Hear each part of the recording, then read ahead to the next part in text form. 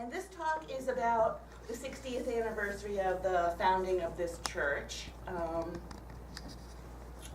I volunteered to do this about a month or two ago when I realized the date was coming up, and I hadn't heard anything about any preparation or plan or talk, and I thought, well, we've got to do this. There's a lot of new people here, and it's really affirming also for the people who've been here for ever. So the first thing I would like to do is have everyone stand. If you have not yet signed the book, you can sit down. If you're not a church member, you can sit down. And what I'm planning to do is go back, starting from now, and read the names of the people who were members of this church. When I get to you, sit down. Jennifer Robinson, Brian Robinson, Eric and Renee Trad and Garrett, Rosanna Olson, Lizanne Morehart,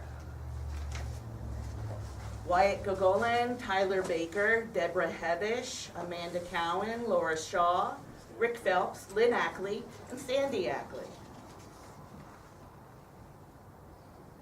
Katie Ford, Annie Armour, Hillary Klug, Richard Cruz, Jason Troyer, H.T. Bentley, Michael Klug, Courtney Parsons, Tom Kitchens, Carrie Hawk, and John Lynch, who don't have to sit necessarily because they're on this list twice.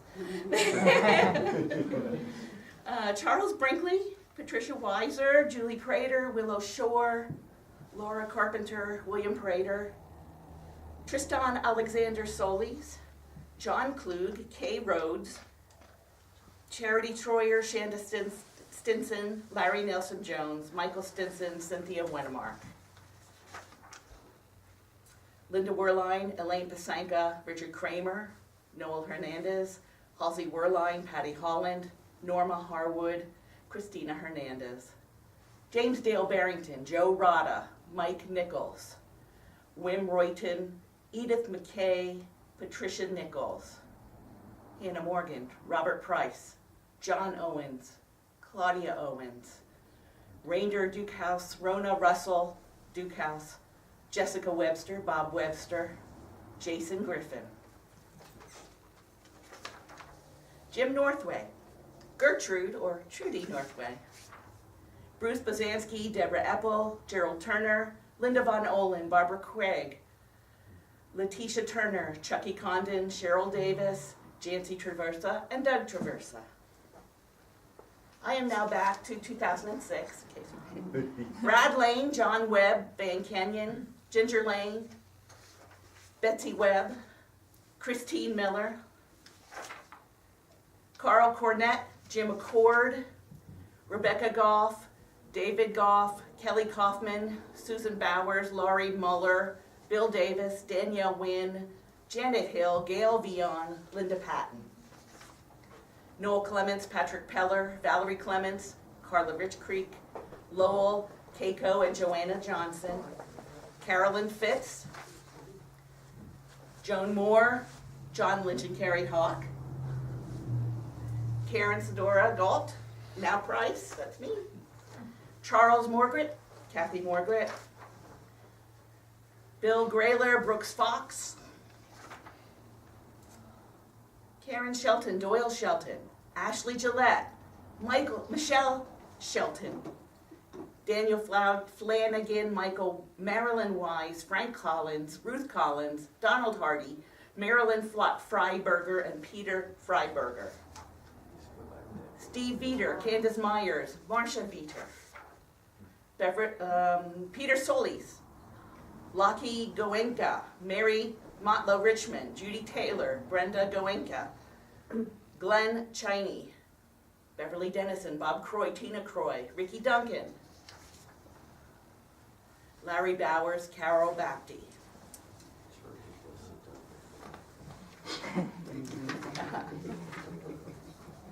King Bird, Remy Engels, Jennifer Wendell, Alice Bird, Carolyn Hendershot, Kelly Brewer, Andy Box, Penny Foss, Albert Wu, Lucy Boss, Michael Neighbors. Were you before this? I can't remember. Where is he? Nicholas Browning, Mary Fox, Rick Snyder, Lena Reddy, Terry Snyder, Susan Brandon. What year are we at? We're in 1975. Donna Jones. Jump back 10 years in a shot now. Were you born then? I don't think I was in 1999. Okay. Oh. See, this helps. One used to Okay. I don't know why you're not on here, but you are now. Wayne Maxon. And where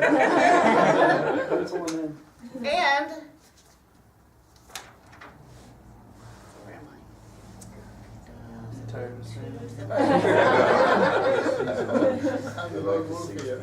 Eugene Snyder, Harvey Phillips, Ed Dinkins, Barbara Snyder, Carol Phillips, Wanda Thomas, Lee Bromer, Trevon Gould, Casey Reddy. Does he get a present for standing? What year? Casey Reddy is 1970. Wow. So, But I've been here 4 years before that. right, this is just when they signed the book. There are a lot of other names on here that some of the people who have been here before may remember. For instance, in 1965, John Fox and Charlotte Fox, who were the parents of Brooke. If you were at the retreat and met Brooke and Laura and their family. And I'm going to let the rest of these go, except I'm going to read the founding members from 1958. Robert and Mildred Geist, Lee and Frances Spaulding, Hugh and Nancy White, James and Marion Cunningham, Edward and Virginia Carpenter, Charles and Lucy Brandon, Nancy Pinnell, Francis Brandon, Mac Mulkey, Bill Wagoner, Francis Scribo, Donald Mayle, Joe Rivas, Sue Mulkey, Anna Wagoner, and Catherine Craven. And there's a bunch of others all in between here, but I wanted to show sort of how people come and go. Sometimes they come back and visit, but that we are always replenished with tons of new people, and that has been our strength, and I think that's wonderful. I'm going to read from the brochure that we put out in the 50th anniversary 10 years ago, because this narrative was put together, I believe, by Charlotte Fox and Barbara Snyder, and it's a nice explanation of the founding of the church. Who would have thought that a small group of dedicated, independent thinkers would have worked to form a Unitarian church in Tullahoma, a small community about 65 miles from Nashville and Chattanooga? They did, and that church is still going strong, making an impact in our community in many ways. It all started with an article in the March 8, 1955 issue of Look magazine that caught the attention of Lee and Frances Spaulding. The article was entitled, "What is a Unitarian?" As Frances read the article, she realized she was a Unitarian in her thinking, and had been for some time. She began talking about Unitarianism to some of her friends and acquaintances, and soon there was a small group of interested people who began to meet in homes and to discuss their liberal religious beliefs. Frances took the first steps toward forming an organized fellowship by calling the Unitarian Church in Nashville on August 23rd of 1958. She talked with Reverend Bob Palmer, their minister, who sent her some information and agreed to meet with the group at the earliest mutual convenience.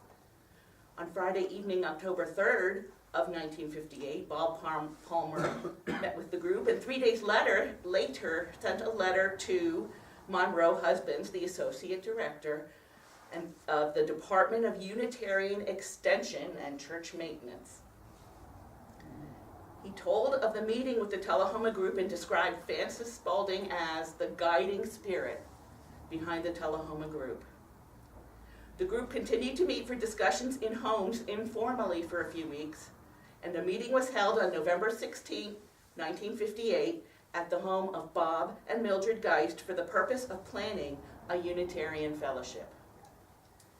The planning proceeded, and the Unitarian Fellowship was formed and organized on November 28, 1958, which time the officers were elected and bylaws were adopted.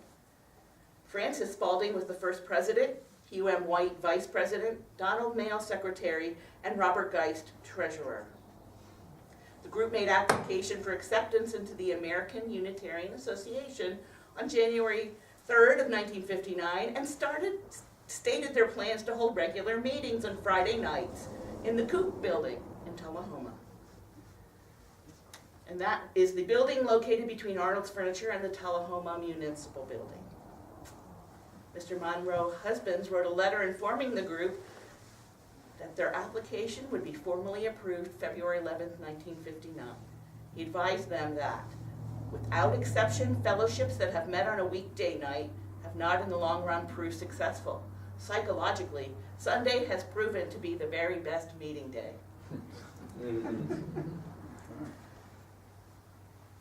There were several other sites that the church met at, but in the fall of 1962, this building was bought for $10,000.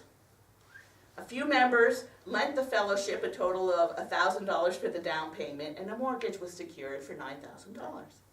There was an agreement that when the mortgage was paid off in 15 years, the loans would be repaid. However, in 1977, when the mortgage was paid off, all of the lenders forgave their loans. In 1962, this building consisted of the kitchen, bath, 2 small rooms for RE classes, and the fireplace room, and a small porch. The Brandon room, which is the room we're in, at that time was an unfinished shell that had been added to the building by the previous owner and was used as a carpenter shop. It was known for many years as the Owl Room because of an experience Don Mayle had. One night, soon after the purchase of the building and before the electricity was connected, Don was on his way home to Manchester from a meeting in Tullahoma. He stopped by the building to have a look around. With only a flashlight for light, he was inspecting this shell of a room. The previous owner had left an assortment of junk in there. And on a windowsill, Don saw a stuffed owl. He wondered why he had not noticed it before and contemplated taking the owl home with him for safekeeping. Then he decided it was old and dusty and the taxidermist really had not done a good job anyway. And just as he was moving the light off the dusty old thing, it flapped its wings and flew to high open rafters. So when Don told his story, everyone called it the Owl Room. And a few years later, when the room was finished, Jimmy Woo, a member, presented the church with an original painting to commemorate the famous bird of 1962. But after much work by the members of the church, this room was completed in 1970, and it became our church meeting room. The enthusiasm of this small group was evidenced from the schedule of their programs. There was a Sunday school class for adults as well as children at 10 o'clock, followed by church at 11.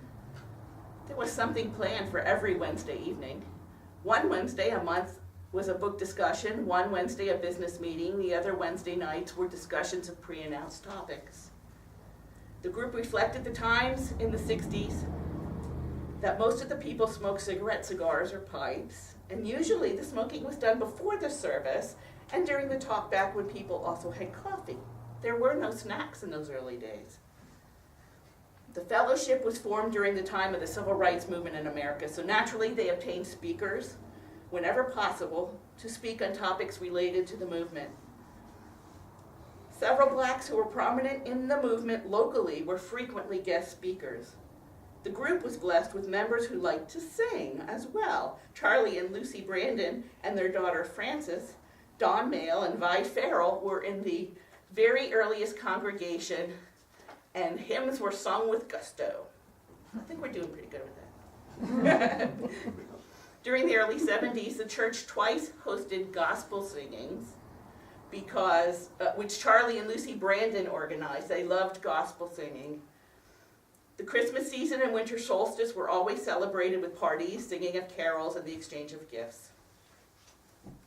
This Owl Room and the building itself was dedicated on December 9th, 1962. And that was for the building, and the Owl Room was dedicated on May 24th of 1970. The very first wedding performed in this church was May 15th, 1971. Don Mayle and Sue Williams were wed here. which is fitting since Don Mayle was our first real minister. Some of the outstanding and influential speakers in the very first few years, in addition to Reverend Palmer from Nashville, were Reverend James Madison Barr of the Memphis Unitarian Church, Reverend Ken McLean of the Knoxville Unitarian Church, Dr. Duncan Howlett of All Souls Church in Washington, D.C., Dr. Miles Horton of the Highlander School in Mount Eagle, Joe Sir, a merchant in Fayetteville, and Dr. Davies, a British Unitarian minister who was an exchange minister with Bob Palmer for 6 months. On December 9th of 1973, Don Mayle, who had retired from the base, was ordained as a Unitarian minister. He attended Vanderbilt Divinity School and served in this capacity for 25 years, was minister emeritus until his death on August 14th of 2008. His portrait is in the back, thanks and courtesy of John Lynch, who got a photo quality painting, I guess that's what you would call it, right, Carrie? It's a photograph that was manipulated. Yeah, to look sort of more like a painting. Charlie Brandon rebuilt and donated a piano to the church. We used to have a big old black upright piano, and it finally bit the dust, but we were still using that piano until maybe the last 5 years or so. Mm-hmm. Well, maybe 8 years. John Fox and Charlie Brandon headed the project that converted this owl room into our present sanctuary. John began the project, specified the requirements, hired the contractor, oversaw the project for the first year, and Charlie took over the second year as chair of the building and grounds. Because of their enthusiasm and determination to see the project completed, this room was dedicated to Charlie Brandon.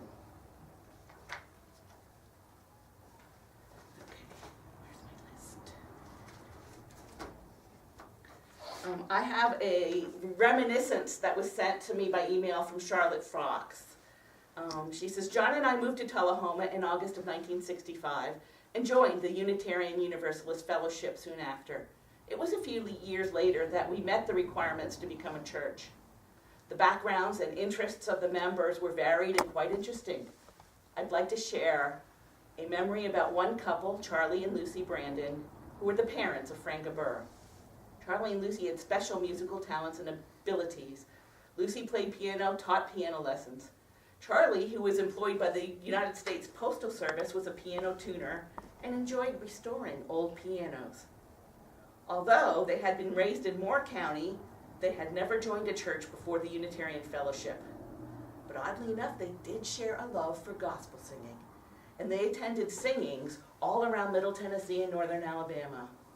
Soon after the renovation of this room, Charlie asked if the group would like to host a singing, and we did. It was very interesting and an enjoyable experience.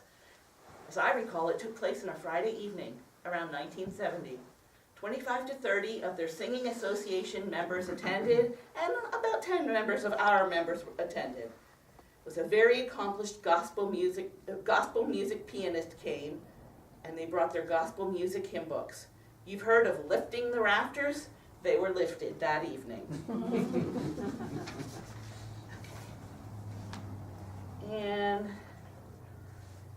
in this rendering here, there are some milestones that were not mentioned. For instance, in 1988, let me get through. I don't want to repeat what I just said. 1964 was the first, quote, child dedication we had here.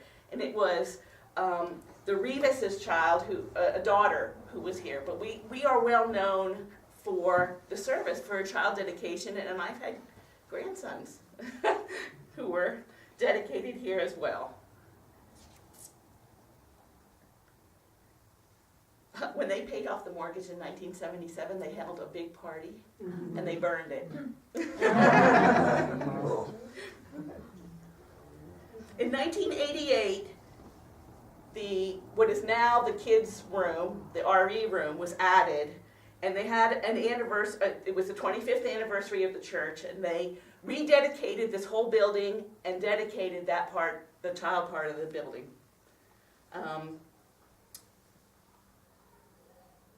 In 1993 is when we got a charter of incorporation, and we went from being called the Unitarian Fellowship of Tullahoma to the Unitarian Universalist Church of Tullahoma. So 1993 is when we officially became that name. Up until then, we were the Unitarian Fellowship. There was a celebration of the 40th anniversary of the church by Barbara Snyder officiating in 1999. And up until 2000, the church had only met, it did not meet for the summer. They did not meet year-round because there was no air conditioning in the building. But the building then, in the year 2000, got air conditioning. So 2001 was the first year we had year-round services here. Kelly Kaufman and Stan Baumgartner were Vanderbilt Divinity students who we enlisted the aid of and who came here and practiced on us and helped us out as well and offered a lot of their knowledge and insight as to planning for how we would like to go forward with the church, because Don Mayle had retired and we had no minister, we were lay-led. And then in 2006, 3 years after that, Tricia Gardner, also a divinity student, came and helped us out again with an appreciative inquiry to find out what was going to be the future of the church and how we wanted to go forward. It's a lot of talking about the future of the church, and yet we still keep plugging along. In 2008, there was a big 50th anniversary party, but also that year, the board voted to approve Doug Traversa to become our lay minister starting in February of 2009. So at that point, we would now once again have a dedicated minister to the church. That year also, we conducted a memorial service for the passing of Don Mayle, who was just the part of the founder and guiding spirit as well of keeping the church going.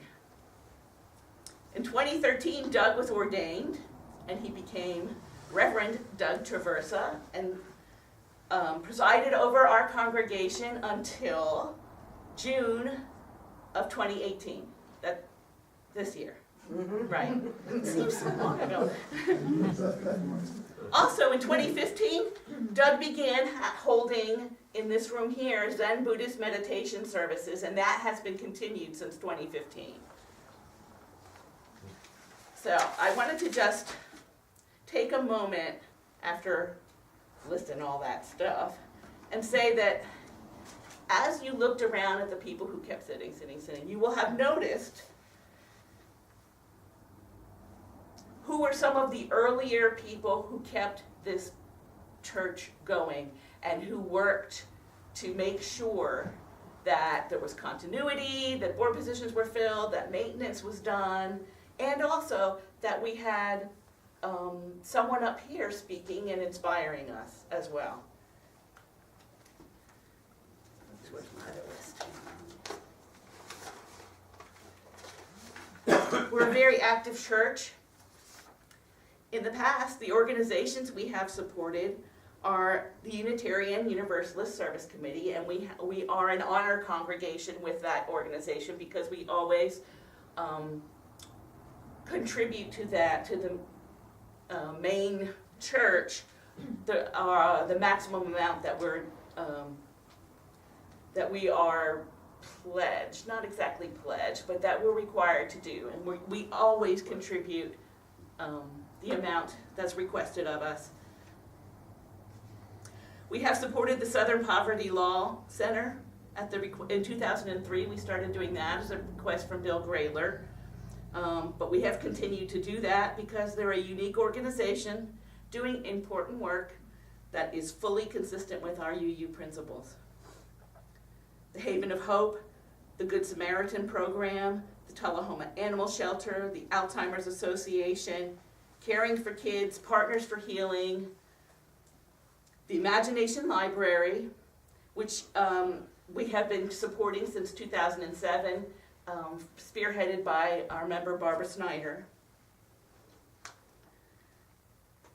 The National Multiple Sclerosis Society, the Leukemia and Lymphoma Society, the Animal Harbor, 5 Loaves for Kids, Coffee County Children's Advocacy Center, Head Start, the ALS Association, the Salvation Army Bell Ringers is another. We don't necessarily contribute money unless we drop it in the bucket, but we have been doing, at Casey Reddy's direction. See, that brings in somewhere between $600 to $900 that day for the Salvation Army. Yes, so, and it all stays locally here too, Right. but we have been participating as Salvation Army Bell Ringers for many years. If you look around, you can see the blessings that have come from the members of this church who have contributed numerous items. And I'm going to go through here and, yeah, this one.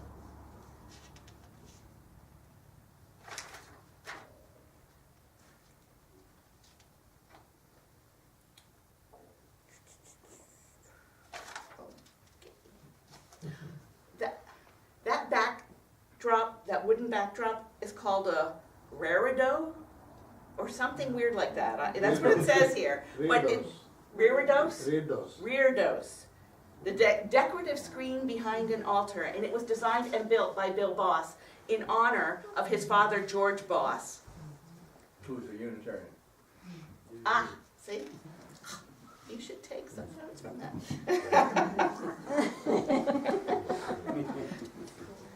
At one time, the church building had asbestos shingles, but we got smart, and we took them off and replaced them with vinyl siding. The shale stone in the entryway was donated by Diane and Leon Felkins. There's a large table in the fireplace room, which is that room out there, was donated by Rick and Beverly Duncan. Also, in 1989, room number 403 of Room of One's Own in the Pickett House, the UUA lodging house, was officially named the Don Mail Room in honor of Don, so he has a room named just for him, due to his many contributions to not just this church, but the overarching Unitarian Universalist Association. The stained glass stepping stones, again, were made and donated by Bill Boss. The bridge over the creek was designed and built by Peter Solis. The stained glass rose windows, designed and made by Bill Boss. Oh, it's outside, right? Oh, that thing. Mm-hmm. Oh, sorry. In 2002, Susie Bowers and Wayne Maxson cleared and organized all of our bookshelves because it was a mess in here, and now we've got resources that are there in case people are interested in exploring, you know, any avenue of spirituality. Lowell Johnson did numerous repairs, including the RE room, ceiling, window frames. Larry and Susie Bauer donated the oval table out there. Peter Solis rebuilt and improved the church sign in 2004 and continues to do it year after, well, not year after year, but every so often when things happen. Well, storms or skidding cars from teenagers who knocked it over or things like that. Bill Boss also designed and made and installed a glass chalice door. In 2007, Lucy Boss began the recycling program here. Bessie and John Webb did new landscaping and the beds in front of the church, and Peter Solis repainted the church bridge and the ramp, which he also built in the back, the ramp.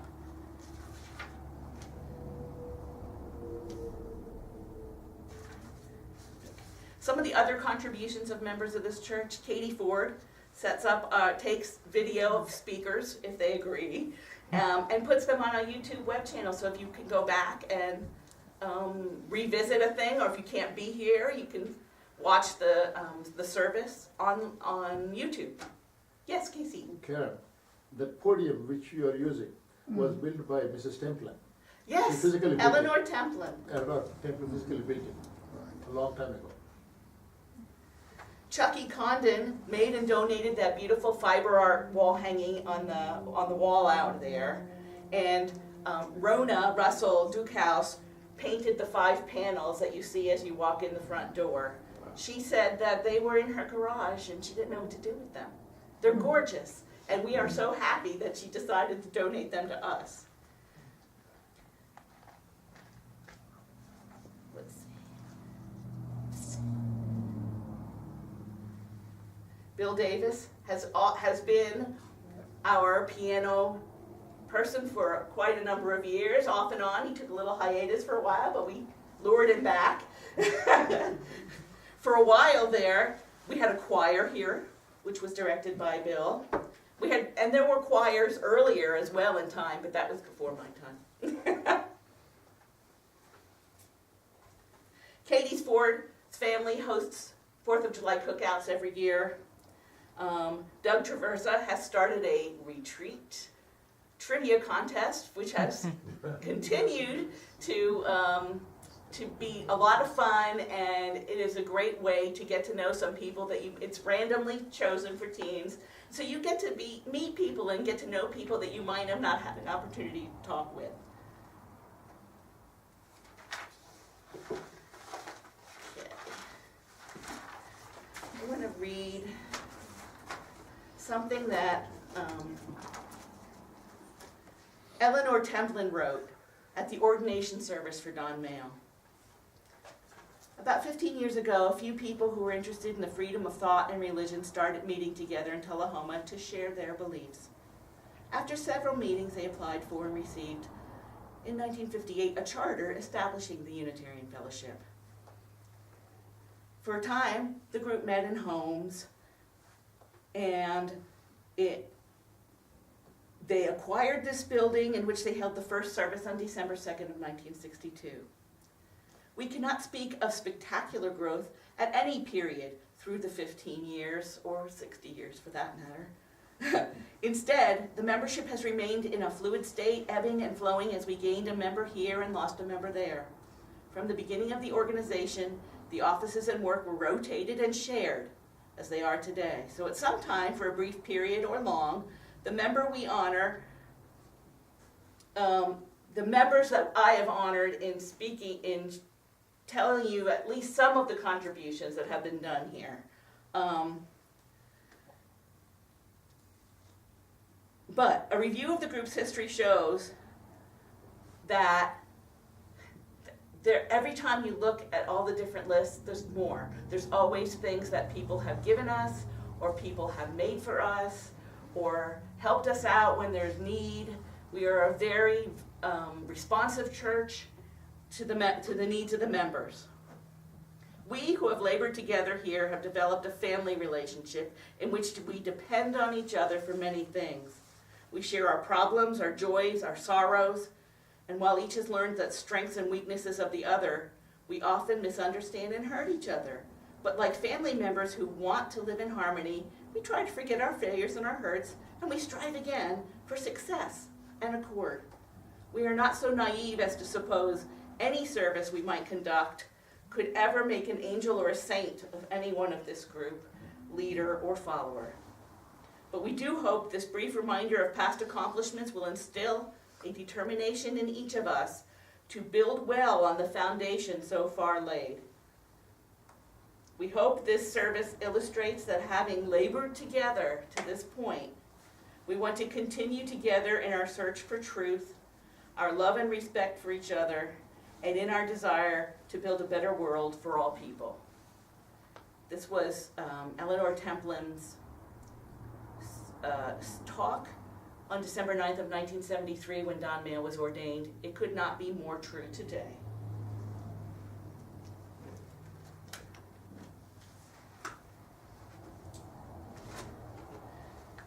book, if you, is where we have people sign when they become members.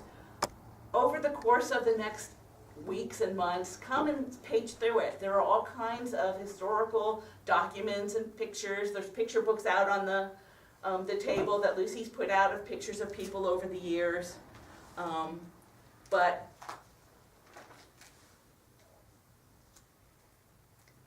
the membership at one time was said to have been 60, way back when. But now, and it ebbed and flowed, and for a while there it was fairly low, but we're back up to about 53 or 54 members, so we have a continuing tradition of participation, and it's exciting to know that it will continue on. The church will continue no matter really what we do. No matter. We still have retreats ever since Tim's Ford opened cabins there. We've had a retreat there every year, which have been attended by all of the by a large group of the membership. And I think that in conjunction with the talk back that we do after services, where we circle up and just discuss what was done, what was spoken of during the service. I think those two are the backbones of this church, because it allows us to ask questions, to give our own opinions that might help other people on their spiritual journeys. So on the 60th anniversary of the church, I want to say we did a great job.